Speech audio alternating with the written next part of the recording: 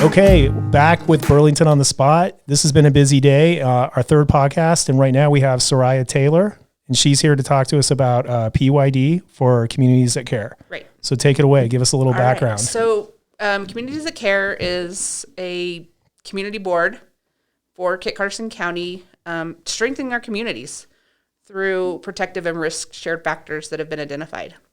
So I am the PYD, which is Positive Youth Development Trainer for the county. Okay.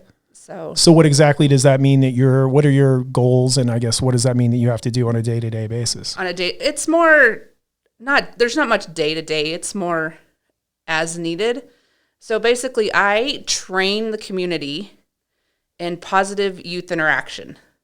A good way to put it is I go out, train adults to remember like how important youth is, why youth act the way they do, with their brain development and that process, and then how to bring them in the community and strengthen their relationships with the youth. Right. And so PYD, how long is CTC? Is it going on the third year? Am I right about that here in Burlington? More. Has it been more than that? It might have been. Yeah, the COVID and the pandemic kind of made me lose time. But I mean, I remember meeting on some of that stuff. Yeah, maybe it has been 4 years. Yeah. So in CTC, is it at the point now where, as from a community standpoint, I know that they're doing a good job of getting the message out, but Right. The ultimate goal is to have these programs that bring awareness and help students, right? Mm-hmm. And having teachers and the blueprints, if I'm correct on that. That's through the PYD CTC part is getting the youth involved. Okay. CTC is the community in whole, and then it breaks off into like positive youth development. Okay. And so on that aspect, I mean, how long have you been doing that? Oh goodness. Since 2018, I initially started Doing the training program. PYD? Yeah. PYD, positive youth training. So when you look back now, have you seen the effects of doing that? I mean, like in a positive way? A little. It's still slow to roll out. That pandemic really like stopped everything because it's a training. It's an 8-hour training that we do. We can condense it if we need to, but yeah, it's slowed it down with the youth and adult interaction with everything that happened and the other responsibilities that came with the pandemic. So we did a training in February. Okay. With teachers and some other community members. We partnered with Cheyenne County doing that. They've got their CTC and PYD up and running now. So we partner sometimes with them. Very cool. Yeah. It'd be really good for like adults looking for youth workers in the summer and throughout the year. Oh, that's interesting. Like kind of an understanding of the youth brain again. Basically, you go back and remember what it was like to be a youth. Like, from start to finish. One big thing is being their cheerleader, being a youth's cheerleader. Packing their bag with all the skills they're going to need as an adult. Definitely. So during the training, one of the big points we point out is when a youth is little, as a baby, they're walking and talking and crawling, and we're cheering them on. Like, hey, great job, keep going. And you're standing across from that baby, wanting them to walk to you. And then as the youth progresses older, we kind of forget that. It's kind of like you're excited for them to talk and walk and everything. But then when they get to be teenagers, you're like, no, sit down, hush. But we need to continue to be that cheerleader through those years. Those are probably skills. Like some of the most important years still at that point, I think, right? From positive reinforcement and the brain development, just their brain developing, understanding why they're making the decisions they are, Yeah, there's a lot going into that. Right. And I think as an adult, we forget what it was like to be a teenager and making those decisions. Yes. So there's an actual activity during the training that you think about your risky behavior as a teenager. Like, what was the biggest risk you took as a teenager? And then you look back in the last year, what's the biggest risk you've taken? Ooh, that's interesting. I know. So, and I'll share, like, one of my biggest risks was I snuck out of the house. Hopefully my parents never listen to this, but they will. I snuck out of the house at like 16 to go to a Pantera concert in Dallas. Rock on. 2 hours away from our house, and got home and never got caught until now. You know, now it's out. Now I'm like, but and now I can look back and be like, gosh, the biggest risk I've taken in the last even 2 years was, applying to grad school or, doing some contract work. Yeah, which is a completely different type of risk. Yeah, completely different type of risk.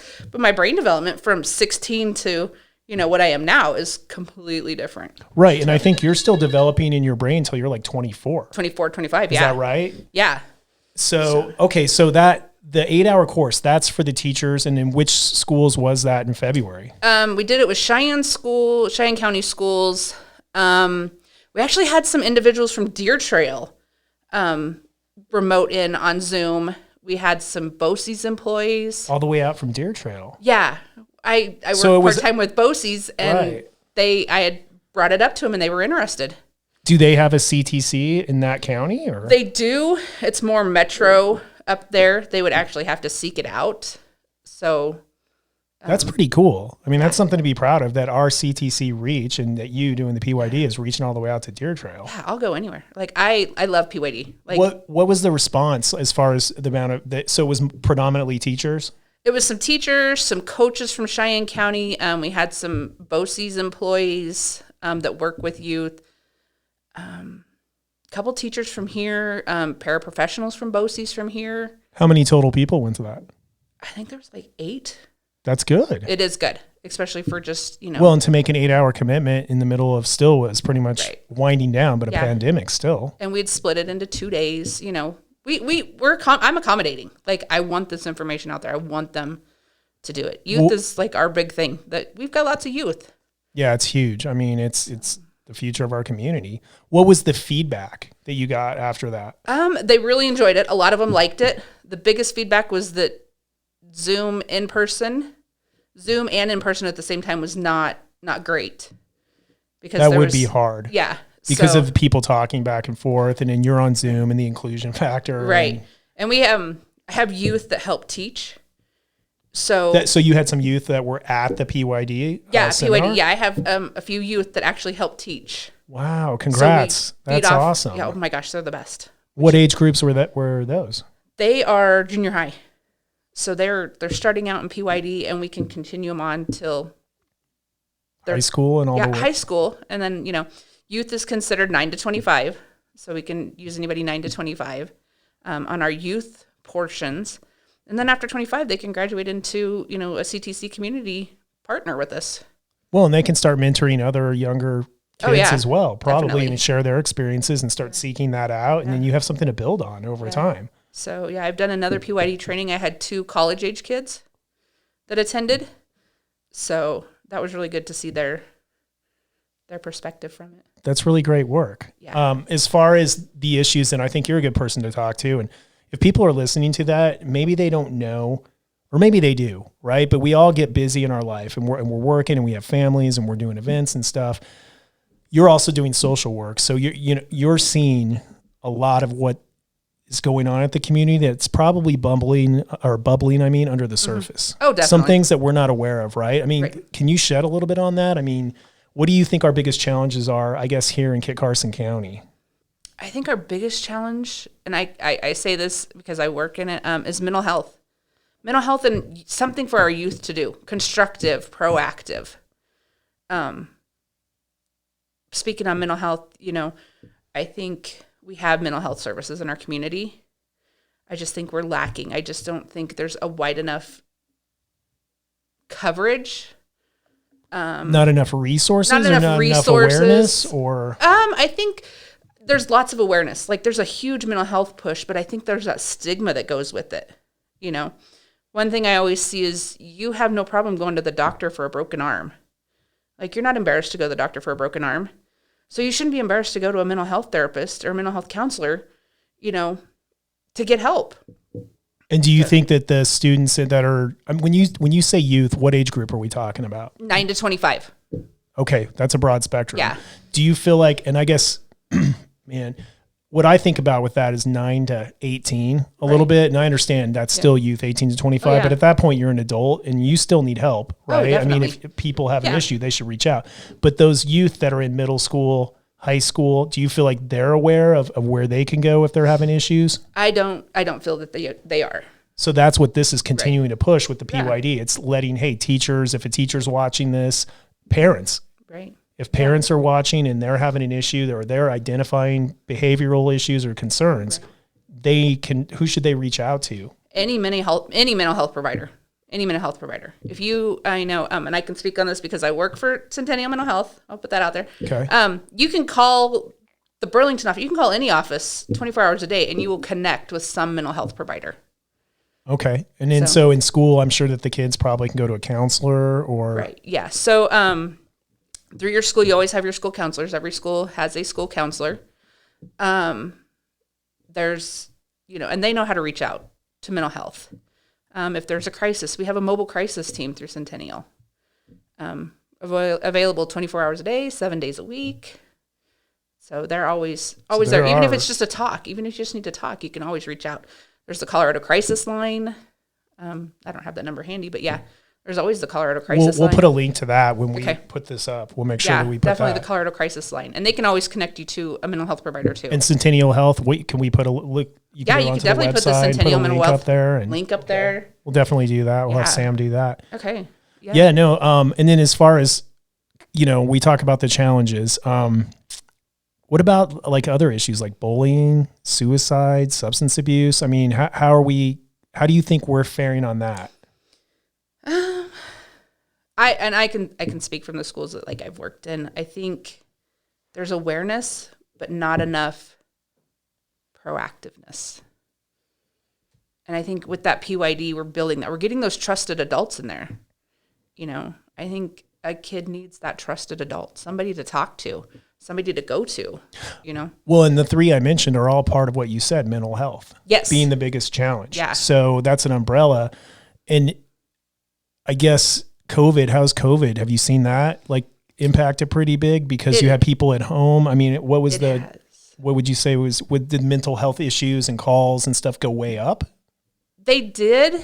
They did considerably go up for the mobile crisis, and working through BOCES when I was doing the school social work.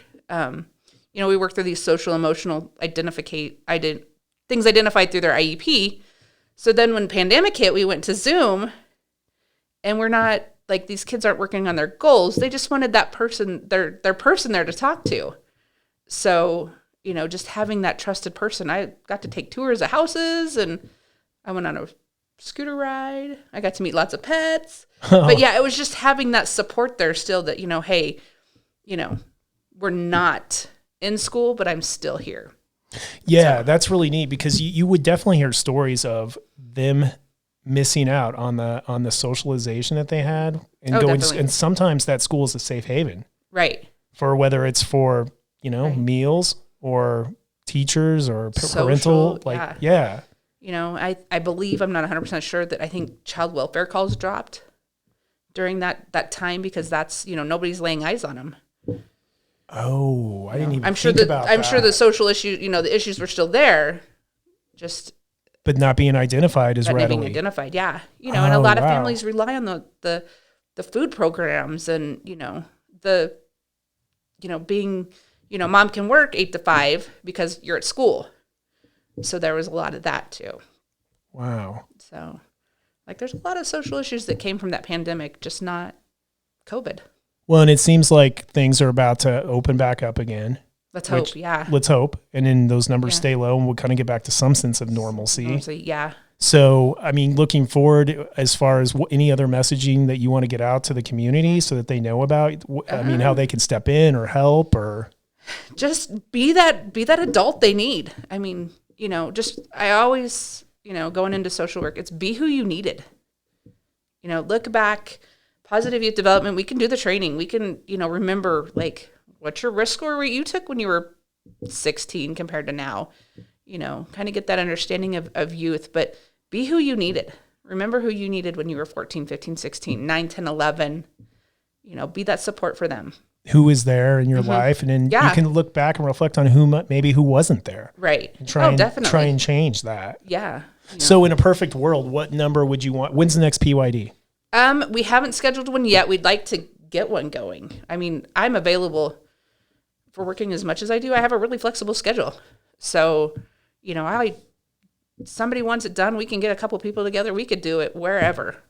And then if you know, in a perfect world, what I was going to ask is what kind of turnout would you want? I mean, would you want to try and get teachers from all the schools here in Burlington and the surrounding communities? Oh, I love teachers. Anybody wanting to employ students over the summer, over the, into the fall, anybody that works with youth. So they could do PYD if they wanted to look at doing an internship or doing programs definitely. Yeah. Kind of like get that understanding. Pastors, youth groups. That's a good idea. I hadn't thought about that. Yeah, pastors, youth groups, principals, teachers, daycare providers. You know, anybody that's involved in community work would be great. And then so if you, let's say arbitrarily, you know, okay, you have 10 people that reach out and they wanted to do it in June or something. Let's do it. Yeah. What would that look? I mean, like, what could they expect, right? It's going to be 2 days, maybe 4 hours a day. Yeah, 2 hours, 4 hours a day. We can condense it down to 2 or 3 hours. PYD, we serve food. Like, we'll bring you lunch or dinner. We can work on daycare. Like, we want you there. We want people there. We want to get this out. And then what would the curriculum look like? I mean, like, what are the desired outcomes out of that? And when they leave that class, what are the big takeaways that you think that they would? The big takeaway is building the relationships with the youth, what the youth need from you. Okay. And how you're going to do it. Okay. So. And based on feedback that we have on what's worked and what hasn't worked. So you're giving them the tools. Mm-hmm. To build those relationships, to get that connection with the youth. Youth is our community. Like, youth is our future. We need to build them up. We need them to be who we want running our schools, our grocery stores, our churches, our, podcasts. Yeah, in everything. 10, 15 years. Yeah, they're gonna do it. And we want that legacy left. We want to make sure they have the good relationships, giving them the tools in their tool bag to do all this for it, for us, for them. And something productive to do. Oh, definitely. Because sports haven't been going on. No. As far as activities this summer, I think there's going to be summer school. Is there anything specifically that you know of that youth could be aware of that's coming up? I mean, we got baseball in Stratton. I'm sure. Good. We definitely have baseball and sports coming up. No, youth can attend PYD. Definitely. We're always looking for youth on our community boards. Okay. Like, come hang out with us. We have a good time. We make TikToks. Like, we have a CTC TikTok with the kids. It's really cute. Well, and I remember at Fair, you and Jessica, and you guys did a great job with all the games. And I mean, even Logan was talking about how fun he had. And you guys had the booth and it was videoed. And I'm sure Fair is going to be huge this year. Oh, I hope. So I would assume CTC will be down there again with definitely. a big booth and all kinds of stuff. We can be anywhere. Somebody has a community event, we'll do it. We did the movie. Remember we did the movie? Yeah, the movie that was a big deal too. That was a big deal. It was really good. Definitely with things opening up again, I'm sure there's going to be some events that are coming up that you can come back, or we can have somebody else from CTC and we can talk about some of those events that are coming up. We have a great team, CTC. Daleen, Donna, Amanda, Jessica. Yeah, and you guys have been working through the whole pandemic, which made it really hard. It did. We went Zoom. There's Susan, Emberly, and Bethany. You got to name shout out to my youth, my Bethany and Emberly that have really helped. So that's great. And then are those the one? And those are the ones that are younger that are doing it. Yeah, they're two junior high girls that do the PYD training with me and get lots of giggles. So.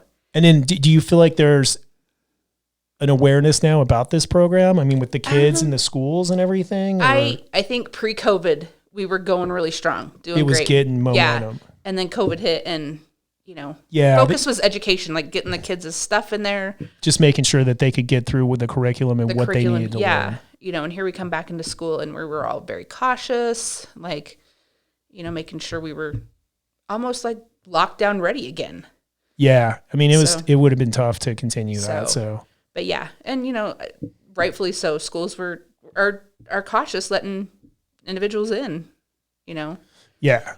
So, but yeah, definitely over the summer we can hit it hard and go and. Good. Yeah. Well, and we'll definitely have somebody back. Definitely, as we're getting these events and stuff. And if we know that there's another PYD, I'd love to have you back before we do that and try and round it up. Yeah. And I can, get you the information. If anybody wanted to call and set up PYD, like any of the teachers or even coaches or community members. If somebody's passionate about working with youth. Well, I love how you said pastors, community leaders. Yeah, I mean, parents, like anybody that wants to do that and figure out some of the tools that are available through the grants that the state provided through this program. Yeah. And it's a statewide program. It's not just Kit Carson County. Which is good because then you're getting this data from all these different counties on what works, what doesn't. Yeah. I mean, everyone's fighting this battle. Oh, definitely. They might not be the same rural versus city, but I bet they are. Oh, yeah. And, being rural has its advantages. Being metro has its advantages. But I think rural, we know our youth. We know our youth's parents. We know our youth's grandparents. It's true. So, we have towns. We have that connection, So. Okay. And if you're not going to work with youth, it's just a good, data to have, just things to think about in your brain. Awesome. And then what we'll do is we'll make sure we put links on this podcast to all of those resources. Definitely. Yeah. Okay. All right. Well, thanks a lot for coming in. I really Yeah. appreciate it. And this is such an important issue. Oh, definitely. So I appreciate your time and we'll have you back. Yeah. Anytime, Okay. You got lots of social work even in our community. If you No, want I know. I mean, even group of talking us. about Centennial Health and those, and then what was it, the ESR? Mobile crisis, ERT. ERT. Emergency response team. Yeah. Nobody knows about them. I'm seriously, we're like. Is there a website for that then, or? No, it's just through Centennial Mental Health. We're just. But we can find that information to put it on the post for this. Yeah, I can give it to you. That's no okay. problem. Yeah. Yeah, I want everyone to know about this because I agree that some people that are struggling. Oh, definitely. I mean, it would be good to know that you have some place you can reach out. Oh yeah, before you're forced to or something. Definitely. I mean, and it shouldn't be looked upon as a bad thing. Like you said, it's just like breaking your arm. It is. Just like mental breaking health. And I think it's a huge thing that's affecting us across all kinds of social issues. Oh, definitely. Definitely. You know what I mean? When it comes to all kinds of things, that tragedies and everything. Mental health is probably one of our biggest things in this country.